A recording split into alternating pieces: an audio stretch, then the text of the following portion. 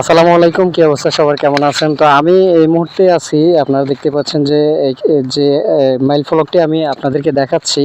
এটা হচ্ছে সোনাগাজী টু আপনার ছোট ফেনীর একটি মাইল ফলক। তো এই মাইল ফলকটি আসলে বলতে গেলে যে কতটা অবহেলায় ভুগতেছে আপনারা, আমি যদি আপনাদেরকে দেখাই, এখানে আসলে আমরা সরকারিভাবে যখন একটা মাইল ফলক দেওয়া হয় না, তখন কিন্তু এই মাইল ফলকটি আমাদের অনেক দরকার হয়ে যায়।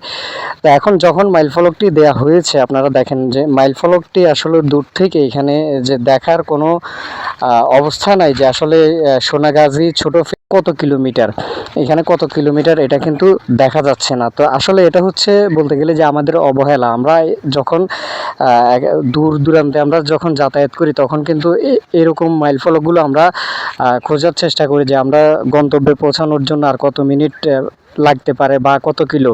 কিন্তু যখন এগুলো আসলে দেয়া হয়, সরকারিভাবে দেয়া হয়, তখন কিন্তু এগুলো অনেক অবহেলায় আসলে ভুগে, এগুলো অনেক অবহেলিত হয়। দেখেন এই মাইল ফলকটি পুরোটা দেখো, মাইল ফলকটি আপনারা দেখতেই পাচ্ছেন যে এই মাইল ফলকটি আসলে এখানে আমার মনে হয় যে এখানে ব্যবহার করার মতো ওই যোগ্য এখনো হয়নি, যার কারণে এখানে আপনারা দেখতে পাচ্ছেন যে মাইল ফলকটি আসলে কতটা আপনার যে অবহেলায় ভুগতেছে।